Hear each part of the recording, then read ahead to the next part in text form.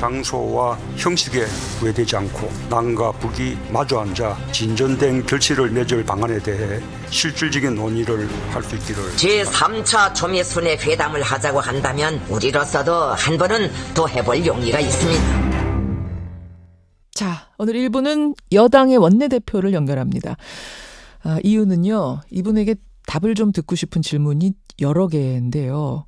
우선 어제 문재인 대통령이 언급을 하면서 남북정상회담이 공식 궤도에 오른 느낌이죠. 이게 뭐 여당과의 교감 하에 진행되고 있을 겁니다. 그래서 이쪽 얘기 듣고 싶고요. 또 하나는 어제 한국당이 이미선 헌법재판관 후보자 부부를 검찰 고발했습니다. 고발당한 후보자를 임명할 것이냐 말 것이냐 지금 이 기로에 서 있는 건데 정부 여당의 고민 입장도 확인을 해보죠. 더불어민주당 홍영표 원내대표 만나봅니다. 홍영표 원내대표님 안녕하세요. 네, 안녕하세요. 홍영표입니다. 오늘이 4월 16일. 네. 저는 누가 나오시든 간에 첫 질문은 이걸 좀 드리고 싶었어요. 네. 세월호 참사 5년. 당신에게는 이날이 어떤 날입니까? 이 질문 한번 드려보죠. 정말 5년이 지났는데요. 예. 좀 무능하고 부패한 국가라는 것이 무엇인가에 대한 교훈을 준 사건이었다고 생각합니다. 그 당시 어떤 진상이 제대로 밝혀지지도 않고 최근에 영상 조작까지 나왔지 않습니까? DVR 그래서 얘기. 예. 재수사를 해서 명확하게 그 책임자 처벌도 못하고 실체적 진실을 다 밝히지 못했는가 하는 안타까움이 여전히 남아 있습니다. 이야기 나온 김에 특별수사단을 꾸려야 된다. 그러니까 지금까지의 조사단 말고 수사단을 다시 꾸리자라는 이야기도 나오던데 이건 어떤 현실적으로 좀 논의가 가능한 얘기인가요? 어떻습니까? 가능하다고 저희들은 보고 있습니다. 네. 그래서 공소시효 끝나기 전에 예. 누가 당시에 수사에 외압을 가했고 그런 의혹들, 명백한 의혹들에 대해서 정확하게 밝혀야 이 상처를 치유하는 그런 출발이 될 것 같은데 하여튼 이 문제는 저희가 국회에서 본격적으로 논의를 해야 될 것 같습니다. 근데 이거 너무 늦은 거는 아닌가요? 하려면 벌써 했었어야 될 것 같은데 어떤 물증이 남아 있는가도 궁금하고. 지금 이제 저희가 이런 법안을 제출해서 지금 논의를 하다가 자유한국당에서 지금 반대해서 이 법안이 법사위에서 계류 중입니다. 수사단 관련해서요? 네네. 특별수사단? 그렇죠. 네네. 조사단 네네. 말고 수사단? 예. 네네네. 참 답답한 상황입니다. 그러나 아무튼 다시 한번 저희들이 노력을 해보도록 하겠습니다. 알겠습니다. 요 이야기는 저희가 뒤에 또 준비가 돼 있어서 2부에서 세월호 얘기는 조금 더 해보도록 하고요. 네네. 원내대표님 오늘 질문거리가 많습니다. 우선 남북정상회담. 네. 문재인 대통령이 어제 북한의 여건이 되는 대로 장소와 형식에 상관없이 4차 남북정상회담 추진하겠다 하셨어요. 네. 이거는 그냥 우리 입장에서의 희망상 프로포즈 차원입니까? 아니면 북한과 교감이 어느 정도 있는 건가요? 저는 지금은 이제 과거와 달리 남북 간에 어떤 형태로든지 지속적으로 소통이 되고 있다고 저는 보고 있습니다.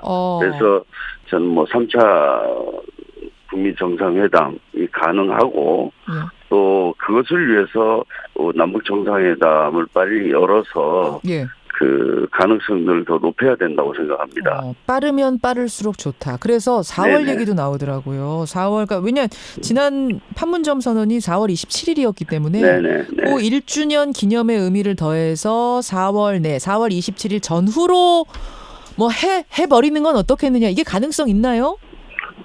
가능하면 하루라도 빨리 지금 상황이 다시 좀 전환시킬 필요가 있는 거죠. 지금의 상황 상태를. 그래서 그런 노력을 하고 있는 것으로 알고 있습니다. 노력을 하고 있는 것으로. 그러니까 저도 어제 문재인 대통령 발언을 들으면서 이게 교감 없이 그냥 대통령이 희망사항을 툭 던질 수는 없는 상황일 텐데 뭐가 있긴 있구나라는 생각은 했어요. 근데 그러면서도 좀 갸우뚱했던 건 뭐냐면 최근의 분위기.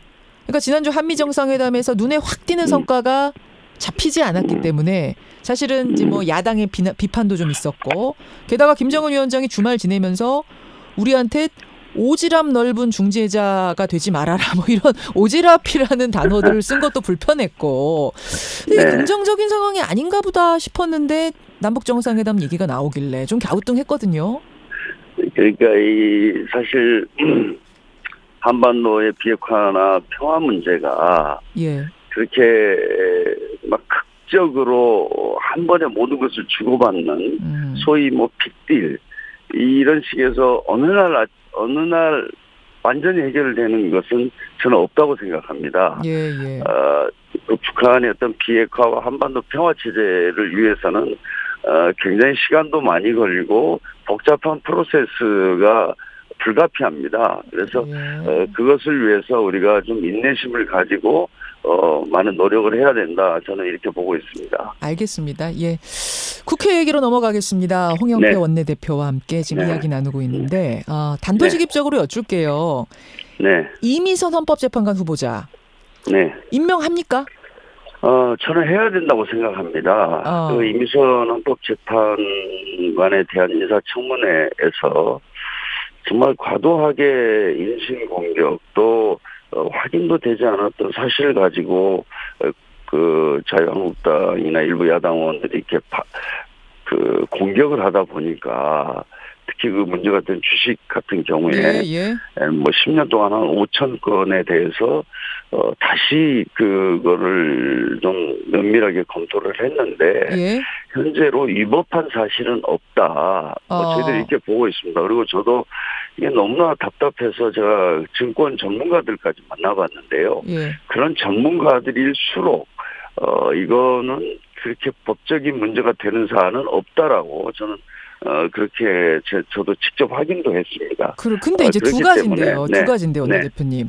하나는 이미선 후보자 남편도 적극 해명을 했습니다만 야당에서는 어제 검찰 고발도 하고 한국당은 검찰에 고발하고 바른미래당은 금융위에다 조사 의뢰하고 결국 그 해명이 불충분하다.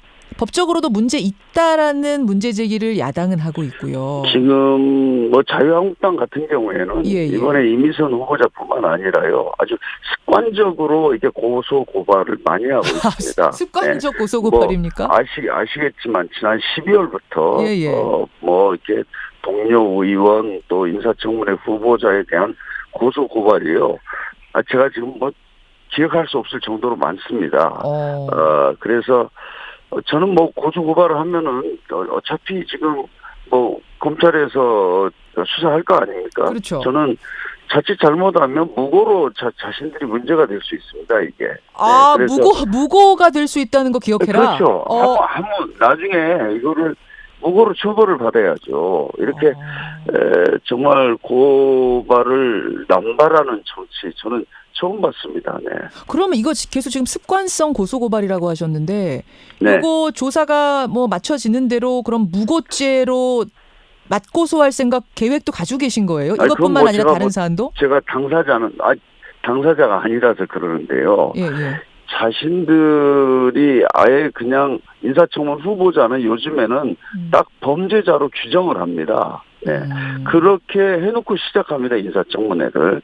알겠습니다. 이제 법적인 부분이 그렇고요.